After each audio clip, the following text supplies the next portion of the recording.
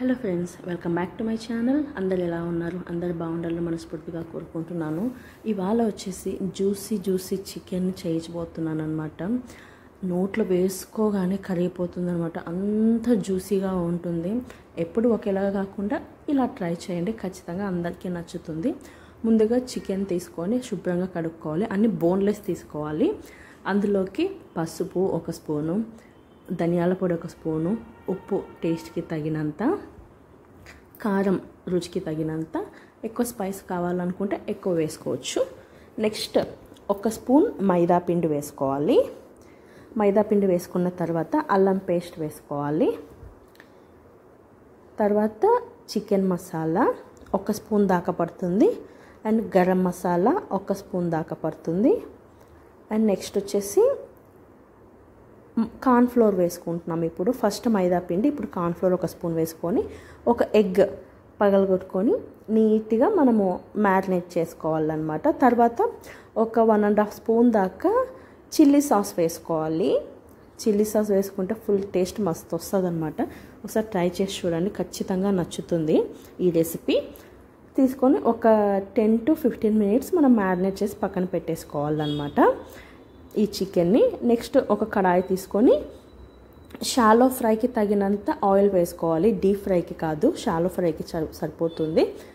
మనం ముందుగా మ్యారినేట్ చేసి పెట్టుకున్నాం కదండి, ఆ చికెన్ని ఇందులోకి వేసి హై ఫ్లేమ్లో 5 మినిట్స్ మాత్రమే కుక్ చేయాలి. ఎక్కువ టైం వద్దు. 5 మినిట్స్ అయితేనే ఆ చికెన్ మంచిగా రోస్ట్ అవుతుంది. మళ్ళీ ఎక్కువసేపు అనుకుంటే డ్రై అయిపోతుంది అనమాట. ఒకవేళ మీకు అంత డ్రైగా తినాలి అని ఇష్టపడే వాళ్ళు ఉంటే కొంచెం వేపుకోవచ్చు. కానీ 5 మినిట్స్ అయితే పర్ఫెక్ట్ అనమాట. చూడండి, కొంచెం కలర్ చేంజ్ అయింది కదండి, గోల్డెన్ బ్రౌన్ వచ్చింది కదా. ఇంకా పక్కన తీసి పెట్టేసుకోవాలన్నమాట. చూడండి, చూస్తూనే టెంప్ట్ అయిపోతున్నాం కదా అసలు. నెక్స్ట్ అదే ప్యాన్లోనే సన్నగా తరుక్కున్న 2 ఉల్లిపాయలు వేసుకోవాలి. నెక్స్ట్ 7 నుంచి 8 దాకా పచ్చిమిరపకాయలు చిన్నగా కట్ చేసేసుకొని, అదే సగానికి కట్ చేసేసుకొని వేసుకొని కొంచెం రోస్ట్ చేసుకున్న తర్వాత మళ్ళీ కొంచెం అల్లం పేస్ట్, పసుపు, ఉప్పు, కారం, ధనియాల పొడి, చికెన్ మసాలా, గరం మసాలా అన్నీ కొంచెం యాడ్ చేసుకోవాలన్నమాట. ఇందులోకి కూడా యాడ్ చేసుకొని మంచిగా ఫ్రై చేసుకోవాలి. కొంచెం కరివేపాకు కూడా వేసుకొని మంచి అరోమా వచ్చేంత వరకు మనం ఫ్రై చేసి పెట్టుకోవాలన్నమాట. ఇది వచ్చేసి టమాటా గోడంబి ప్యూరీ అన్నమాట. డైరెక్ట్ టమాటాలు కట్ చేసుకొని ఒక 4-5 గోడంబి వేసుకొని నేను మిక్సీ పట్టేసుకున్నాను. ఆ ప్యూరీ అనమాట, ఇది టమాటా ప్యూరీ. ఇందులోకి వేసుకొని ఒక 3 to 4 మినిట్స్ వరకు మంచిగా సార్ట్ చేసుకోవాలి. చూడండి, ఇలా ఆయిల్ అనేది ఫ్లోట్ అవుతుంది కదా. ఫ్లోట్ అయ్యేటప్పుడు మనము ముందుగా ఫ్రై చేసి పెట్టుకున్నాం కదా చికెన్ పీసులు, అవన్నిటిని కూడా ఇందులోకి యాడ్ చేసేసుకోవాలన్నమాట. చూడండి, నేను మొత్తం యాడ్ చేసుకుంటున్నాను.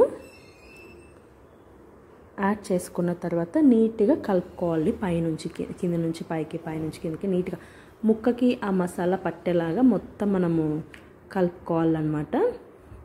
చూడండి, నీట్గా కలుపుకున్న తర్వాత చూడండి, కొద్దిసేపు అయిన తర్వాత ఆయిల్ ఫ్లోట్ వస్తుంది కదండి, ఆయిల్ పైకి తేలుతుంది కదా. అప్పుడు 1 కప్పు దాకా మనము పెరుగు యాడ్ చేసుకుంటాం అనమాట. పెరుగు యాడ్ చేసుకుంటే మంచి టేస్ట్ వస్తుందన్నమాట చికెన్కు. చాలా అంటే చాలా బాగుంటుందండి.